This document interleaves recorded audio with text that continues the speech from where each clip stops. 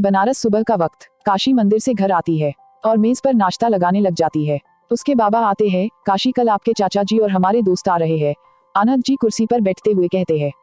चाचा जी आ रहे हैं? फिर तो आज हम स्कूल से आधे दिन की छुट्टी लेके चले आएंगे और उनके लिए खाना भी बनाना होगा।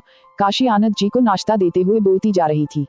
फिर से शुरू हो गया इसका। अब पूरे दिन उसके मनपसंद की चीजें बनेगी, पर जब हम बोलते हैं तो हफ्ते में एक बार बस, आनंद जी ने लगभग बड़बड़ाते हुए कहा। दोनों ने नाश्ता किया और फिर साथ में घर से निकल गए। काशी स्कूल आए और प्रिंसिपल सर से बोल के आधे दिन की छुट्टी ले ली और शालिनी को भी छुट्टी लेने को बोल दिया। आनंद जी आपने आश्रम आए और वहाँ की साफ सफाई करवा रहे थे। दुबे जी, बच्चों की परीक्षा होने वाली है, सारी तैयारियां कर ली है ना आपने? आनंद जी ने सामानों को ठीक से रखवाते हुए बोला। जी बस पेपर आने बाकी है सर जी, बाकी सब हो चुका है, दुबे जी ने बोला। वार्षिकोत्सव की क्या तैयारियां चल रही है? बच्चों को सिखाया जा रहा है न? आनंद जी ने दुबे जी से पूछा। जी सर, काशी बिटिया कर रही है और सबको कार्ड भी बांटे जा चुके हैं, दुबे जी ने लिस्ट दिखाते हुए बोला। काशी अपने स्कूल से छुट्टी लेके शालिनी के साथ घर आ गई और तैयारियां करने लगी। तभी दरवाजे पर दस्तक हुई। शालिनी ने जाके दरवाजा खोला। जी काशी जी है क्या? एक आदमी ने बोला।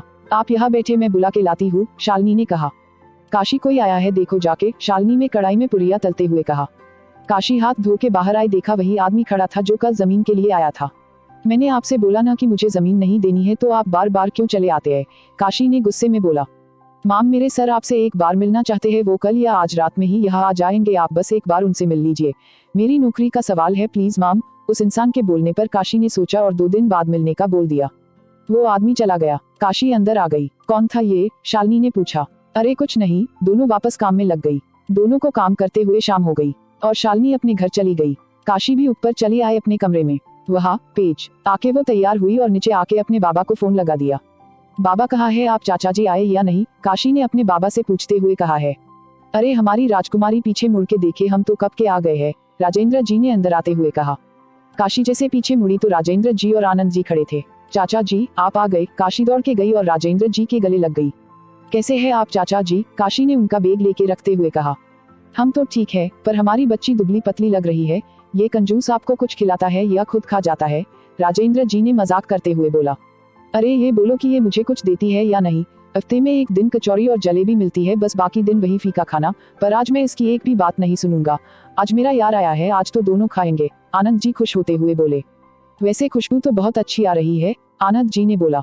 है चाचा जी, आज सारा खाना आपकी पसंद का बना है, आप बस हाथ मुंह धो के आ जाए, हम खाना लगाते। पड़ा, अभय ने बोला। जमीन से जुड़ी बात आपको यहाँ लेकर नहीं आए हैं अभय, बल्कि आपका भाग्य आपको यहाँ लेकर आया है। यहाँ से आप खाली हाथ नहीं जाओगे, यहाँ से आप कुछ ऐसा ले जाओगे जो आपकी जिंदगी में आपके साथ रहेगा। दूर होंगे उससे, पर दूर नहीं। महागुरु की बातें अभय की समझ नहीं आ रही थी, या यूं कहो कि वो समझना ही नहीं चाहता था। कुछ देर वहां रुक के अभय गुरुजी से अलविदा लेके वहां से चला आया और घाट पर खड़ा हो गया। कुछ है यहाँ की हवाओं में जो मुझे एक एहसास दे जाती हर बार, अभय अपने मन में बोलता है। कुछ देर वहां खड़े रहने के बाद वो होटल के लिए निकल जाता है। सुबह का वक्त, बनारस। अभय जॉगिंग सूट पहने घाट पर आया है, उसके गले में हेडफोन है। तभी मंदिर से उसे गाने को आवाज आती है। वो खड़ा होके, बुलाओ उन्हें, अभय ने कोट पहनते हुए कहा। राणा यादव जी को बुला लाया। प्रणाम सर, यादव आकर हाथ बांध के खड़ा हो गया। उस लड़की के बारे में जो पता है बताओ, अभय ने चाय का कप उठाते हुए बोला। सर उसका नाम काशी है, स्कूल में टीचर है, उसके पिता के अलावा उसका कोई नहीं है, और एक आश्रम है जिसे वो चलाते हैं। यादव बोल के चुप हो गया। चलो उसके स्कूल चलना है, अभय उठा और जाने लगा। कुछ वक्त में वो सब काशी के स्कूल के सामने थे। जाओ पता करो वो कहा है और बुलाओ उसे यहाँ, अभय ने गाड़ी में बैठे हुए कहा। यादव जी गए पता करके आए। सर वो आज नहीं आए हैं, यादव ने सर झुका के बोला। आश्रम कहाँ है? सर यहाँ से कुछ एक। काशी गए जा रही थी और सब सुने जा रहे थे। तभी एक गाड़ी आके आश्रम के बाहर रुकी। अभय बाहर निकला और अंदर गेट खोल के आया। इस वक्त गेट और कोई न था। देखा बहुत ही सुंदर आश्रम था। उसे आवाज सुनाई दी गाने की, वो उस तरफ बढ़ गया। कमरे के पास पहुंच के वो रुक गया और दीवार के पीछे से इस आवाज वाली को खोज रहा था। तब उसने काशी को हल्की सी रोशनी में देखा तो उसकी नजर वही थम गई। सफेद सूट सलवार पहने, खुले बाल, कानों में झुमके, हाथों में भरी हुई चुड़िया, काशी को देख के अभय खो से गया। काशी गए जा रही थी। नींद की दुल्हन बड़ी शर्मिली, उजियारे में न आए, कोई जो चौंके, कोई कुछ बोले तो रास्ते पे मुड़ जाए। दीप बुझा दो तो पल भर में आ जाए, मूंद लो नैना तो नैनों में आ जाए। नींद की चिंता लेके जो जागे, उसको नींद न आए। फूल सा मनवा लेके जो सोए, उसको ही नींद सुलाए। छोड़ दो चिंता तो पल भर में आ जाए, मूंद लो नैना तो नैनों में आ जाए। काशी धीरे से सबको सुला के वहां से बाहर आई। दुबे चाचा, हम घर जा रहे हैं, आज बहुत वक्त हो गया है। बाबा और चाचा जी दोनों ही इंतजार कर रहे होगे, आप गेट अच्छे से बंद। पेज कर लेना और देख लेना, एक बार सुबह मैं आ जाऊंगी, काशी बैग लेके बाहर निकलते हुए कही। ठीक है काशी बिटिया, तुम्हारे लिए रिक्शा मंगा दिया है, उसमें ही चली जाओ, दुबे जी बाहर गेट तक आते हुए बोले। दुबे जी के मुंह से काशी का नाम सुन अभय को यकीन हो गया कि ये वही लड़की है। वो पीछे के रास्ते से बाहर निकल के अपनी गाड़ी में आता है। काशी रिक्शे पर बैठ जाती है और रिक्शा चल देता है। ठंड ज्यादा होती है, वो अपना दुपट्टा अपने सर पर ओढ़ लेती है। अभय उसके पीछे गाड़ी लेके आता है।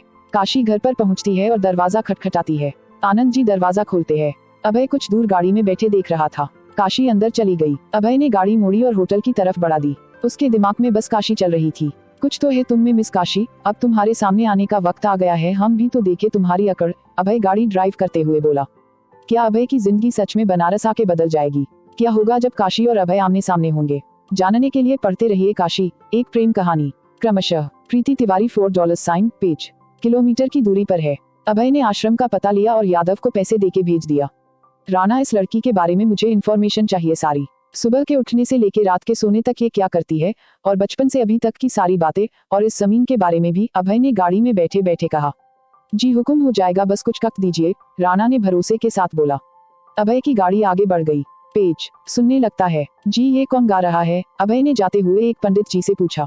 ये तो हमारी काशी बिटिया की आवाज है, उन्हीं की आवाज से बनारस की सुबह होती है, वरना यहाँ की सुबह भी फीकी लगती है, पंडित जी कह के मंदिर की तरफ बढ़ गए। अभय वही खड़ा सुनने लगा। जैसे ही आगे बढ़ा चलने को तो राणा ने आके रोक दिया। हुकुम सा, आप इतनी सुबह बिना किसी को बताए यहाँ चले आए, कुछ हो जाता तो? राणा परेशान होते हुए बोला। चलिए चलते हैं, वैसे भी सूरज निकल आया है, आपको जमीन वाला काम भी करना है, राणा ने बोला। अभय कुछ पेज है, काशी बोल के रसोई घर की तरह बढ़ गई। राजेंद्र जी को लेके आनंद जी कमरे में चले गए। रात का वक्त, बनारस एयरपोर्ट। मुझे उस लड़की से मिलना है, अभय एयरपोर्ट से बाहर निकलते हुए बोला।